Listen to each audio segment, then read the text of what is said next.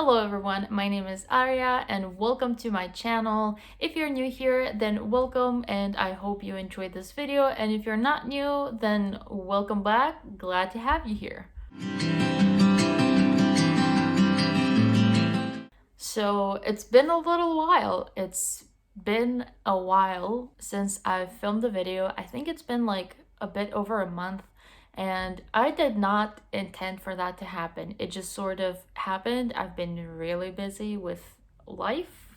I guess, well, not life, unless university is life, in which case that does not apply to me, but nonetheless, university has been a little crazy. I've been working on my dissertation. I did a seminar on my dissertation, and the final deadline is 1 week away, and I'm not looking forward to that. And I ran in the student elections. Yeah, I did that, and of course I didn't win. I didn't expect to win, but I tried nonetheless. Like, it was an experience that stressed me the hell out, but now it's over and we can all move on with our lives and actually get into the topic of this video, because this is not a life update, but I just want to give everyone a reason for why I've been gone for a little while. So here are my reasons. This is what has been going on. Now we're back in business. So due to life being so busy, I haven't been doing that much reading, and I feel like just generally my reading has gone down, and I'm not sure why. I don't feel like it's the books. Maybe it's me. Maybe it's like a mild reading slump and I just don't want to accept the fact that I'm in a reading slump, but who knows. So first up, I'm gonna start with the book that I finished first this year, because I think I haven't done a wrap up since December. So essentially, these are all the books that I've read so far in 2021, I guess, but like it's also a recent reads and also a bit of what I'm currently reading. Anyway, I've been rambling a lot in this video, so let's just get to it. So the first book that I finished in January is Queen of Shadows by Sarah J. Maas. I don't have too much to say about this, and also it's like the fourth book in the series, so I don't want to spoil anything, but I will say this book, chef's kiss, amazing. I feel like this is gonna be the best book in the series for me. At least it is so far, but like I still have a couple of books to go through. But so good. Oh my god, like the action, it's so action packed and it had me at the edge of my seat the entire time, loving the character development, loving the whole romance and how slow burn it is. It was just overall amazing, and like all the plot twists and where the plot is going, and it's just fantastic. I don't need to say anything else. It's just an overall a really, really good book, and I gave it a 5 out of 5 stars because it deserves nothing less. Next up, I read You and Me on Vacation, and this also has a different title for the American version, and the American version is People You Meet on Vacation, and I don't understand why there has to be a difference in titles. That confused me a lot, and I don't have a copy of this because this has not been released yet. I was sent an ARC from the publisher on NetGalley, and I literally was on 9th cloud when I got that email. But You and Me on Vacation is the second book by Emily Henry, and Emily Henry, if you didn't know, wrote Beach Read, and Beach Read is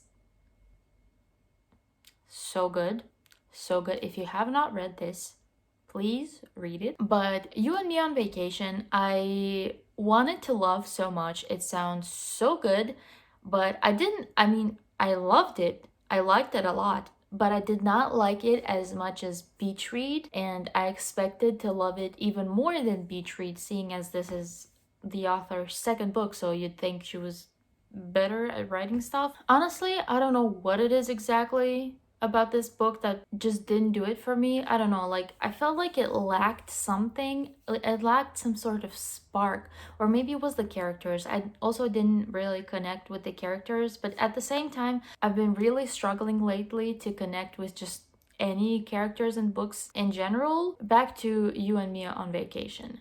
So this book essentially follows two best friends. I do not remember their names for the life in me right now, but you follow two best friends, a boy and a girl. You start off in the book at the point where their friendship has ended, like they're estranged for some reason, and the story sort of goes back and forth between the now and some months ago. I think it starts from like 18 months ago, or I don't even remember, but essentially you read two timelines at the same time. So like you read from some time ago and like from the present, and obviously by the end of the book the past reaches the present where the book started, and you get to see why their friendship has ended. I don't know, I feel like I'm confusing everybody right now.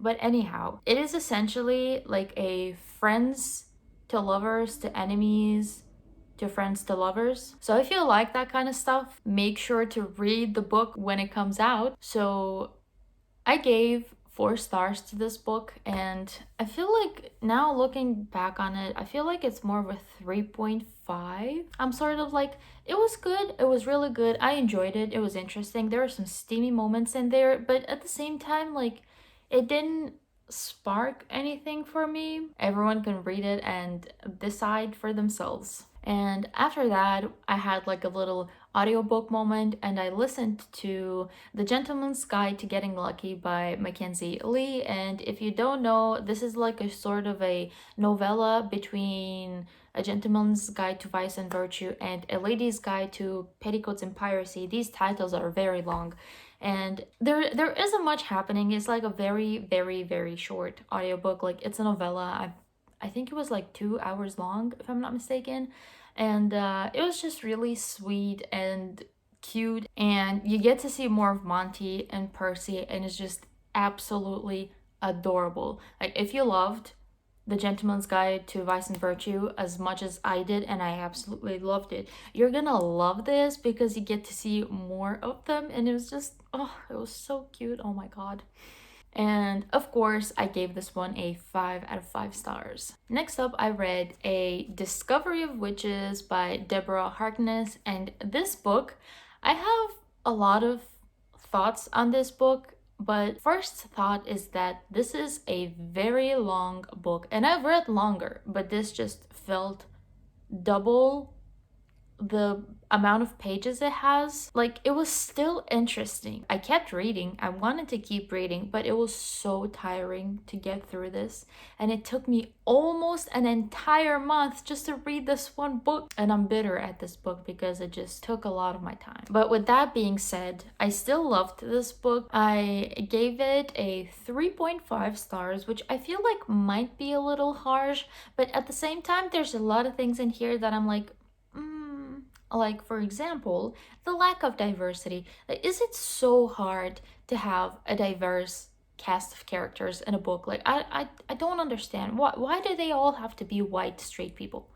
Like, aside from the ants, there's no diversity to my knowledge. Or like, maybe they mentioned it and I didn't realize, but I'm pretty sure I would have noticed, because like, you gotta imagine the characters. But at the same time, I was imagining the TV show characters, but nonetheless could have been more diverse. So that's one thing I'm about. Another thing is that, again, I didn't connect to the characters, and I don't understand why, because like, the characters feel like they're really fleshed out. They feel like fully developed characters. They're not like shallow or bland, they're like 3D, you know what I mean? So that's a really good thing, but at the same time, I didn't connect to them. Like, I couldn't really care about the characters. I don't know what is it with me and not caring about characters. Maybe it's me, maybe it's the books, but I don't know. And since I couldn't connect with the characters, I couldn't connect with their emotions and like the stuff that they were feeling, and I felt like the connections between the characters were just stated matter of factly. Like, I couldn't feel the connection, I couldn't feel the chemistry between the characters. I hope that's making sense, but it makes sense to me. And so obviously that made it really hard to get through this. And another thing that made it hard to get through this is the writing. Like, the author is a historian, and you can tell from the writing of this book because it reads like a dense history book, and there's so much description and so much detail about the history, and just like the items and like everything around you is described to such detail. And also like there's a lot of research in the book, because obviously like both of the main characters are like professors and researchers and whatnot, and like there's a lot on like their fields of study, and I feel like people just would not be interested, like they wouldn't care really to hear about science history or how DNA works. And I mean, I appreciated it because I love any sort of knowledge in general, but I feel like a lot of people just wouldn't care. That's like sort of a plus, but also a minus for me, because I feel like at times it was a bit much. And also, one thing I do really like about this book is just the whole world. Like, how, I mean, obviously it's paranormal urban fantasy, but at the same time, there's this like hidden world of creatures, and that I find fascinating, the way it's like fully developed. And I like the creatures, and I like the magic as well, and how like witches have this, there's like magic, and there's also like witchcraft, and also like the vampires are actually predatory creatures, which is something you don't really see very often. Like vampires are often, very often, romanticized. This is like very realistic from that perspective. I mean, obviously vampires don't exist. I feel like if they did, we would have known. But at the same time, I still appreciated how realistic it all seems. And there's also another creature, which are the demons, and they're like very fascinating as well. And just like you can tell that the author did a lot of research to write this book, so that is very much appreciated by me personally. Next up, I read a very hyped book, and a book that everyone and their mothers has read, and I'm happy to say that so have I. And this book is none other than From Blood and Ash by Jennifer L. Armentrout. I read this. I actually read this. And might I add, I loved it. Oh my god, this was so good. This book was delicious. I gave it 5 out of 5 stars, and I can't even articulate how good it is. I enjoyed it so much. It was very entertaining, but still predictable like 99% of the times. Like aside from the ending, it was quite predictable, but I'm fine with that. Like it's okay. I didn't really mind because it was still entertaining. I loved the characters, Poppy and Hawk. My goodness. Yes. The ship is real. The ship is there. Loving being on that ship. And some other things that I'd like to say is the whole fantasy world is pretty interesting. Like I've heard a lot of people say that like this book doesn't really have a lot of the fantasy aspect, so it's just like more of a romance book but just set in a fantasy world. And I gotta say, I do disagree a little bit. While there's not like a whole lot of world building, I'd say it has like enough fantasy to like satisfy me, because I've read another book that was described like that, and that is the shadows between us, and that book was legit of romance just set in a fantasy world, and there was no world building whatsoever and no fantastical elements.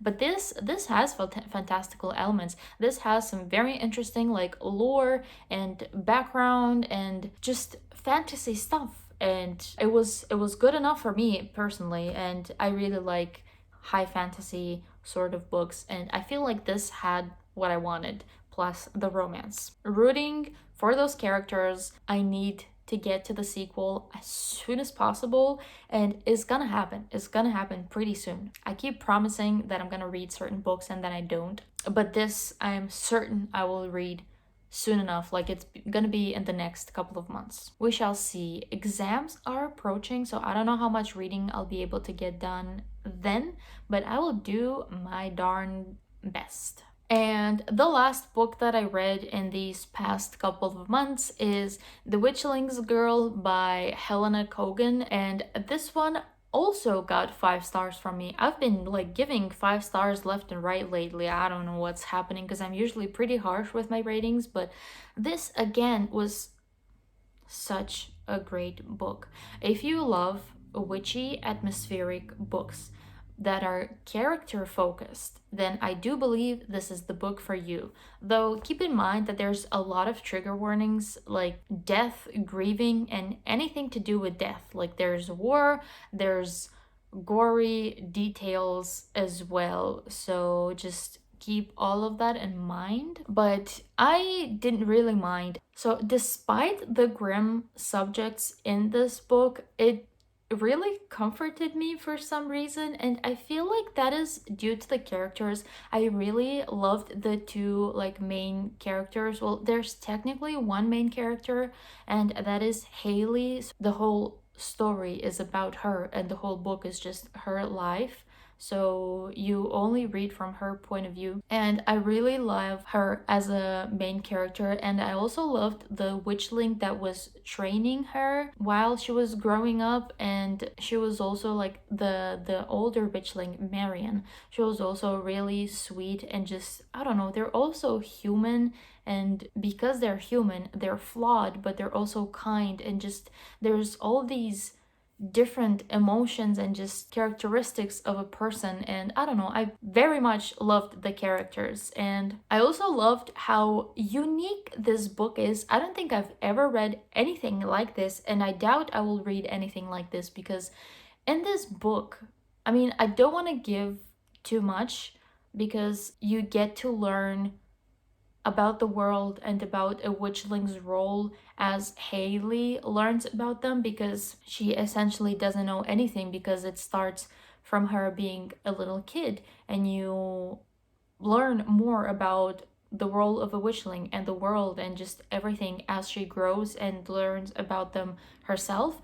So I really liked that as well. So I don't want to give too much, but essentially in this world you have the witchlings, and the witchlings are like sort of the town doctors, I guess you could say that, because they have death magic, and because of that they can heal a person, so they can take someone's death away sort of, but they also can give it back, and they can also resurrect dead people. And their whole like job revolves around death. And also like when someone dies, they have to take their body into the underworld and just get their soul into the underworld, because otherwise if they don't do that, then the body will obviously stay on earth and it's gonna like start decaying. And apparently in this world, if the body is not taken to the underworld, then the soul, like the ghost of that person, is gonna stay in the body while it decays.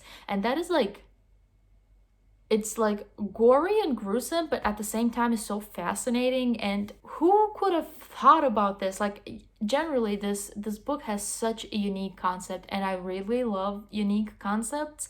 And just yeah, this book is a 10 out of 10 for me.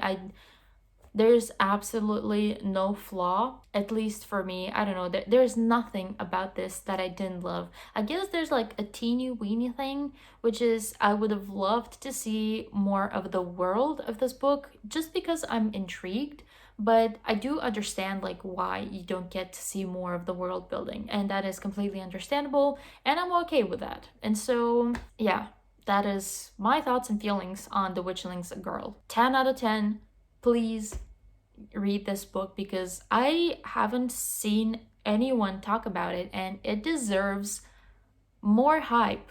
It deserves some hype because it's really good. So those were the books that I have recently read and finished, but I also wanted to just like quickly mention the books that I'm currently in the middle of, because who knows when I'm going to be able to make another video. But I just wanted to quickly mention the books that I'm currently reading. There are not too many, there's only 2 of them. So one of them is Empire of Storms by Sarah J. Maas. So I decided to like continue this after taking a really long break from Sarah J. Maas, and I'm happy to be back into this world, and I'm loving it so far. And It is very action-packed, and I have no idea where the story is going to go. So that is not something that happens very often. I can usually predict stuff, but this, I have no idea what's going to happen on the next page of the book. That is keeping me hooked, which is a very good thing. I feel like I'm really going to love this as well. And the second book that I'm currently in the middle of is Loveless by Alice Oseman. I just started this last night as an audiobook while I was working on my embroidery, and I'm not crazy on the audiobook, to be quite frank. Like, I don't know, I just not liking the voices, to be honest. I guess that's just me being nitpicky, but the story so far is okay. Like, nothing special about it, but nothing bad. So I'm just like not too far into it. So I'm curious to see where this is going to go, and I cannot wait to see my thoughts on it. I'm actually really hoping I'm gonna love this. Like, I really want to love this. And if you didn't know what this is about, it's essentially a kind of a coming of age story, but also like exploring your own queerness. And we follow our main character Georgia, and she is aromantic asexual, if I'm not mistaken, but she doesn't know it yet. I feel like we're gonna get to follow her around until she discovers what it means to be Araways. So that should be interesting. So that was it for this long, rambly mess of a video. I feel like I got a little bit rusty. I mean, it's been a while. So yeah, thank you for watching. I really hoped you enjoyed it. If you did, please give this video a thumbs up and subscribe to my channel so you won't miss more of this face. And I will see everyone with another video soon.